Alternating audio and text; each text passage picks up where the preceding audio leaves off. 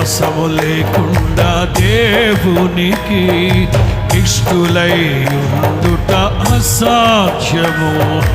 విశ్వాసము ద్వారా మన పితరులెందరో రాజ్యాల్ని జయించినారు. విశ్వాసము ద్వారా మన పితరులెందరో రాజ్యాల్ని జయించినారు. విశ్వాసము లేకుండా ఇష్టులై ఉండుట, విశ్వాసము లేకుండా దేవునికి ఇష్టులై ఉండుట అసాధ్యము. విశ్వాసము లేకుండా దేవునికి ఇష్టులై ఉండుట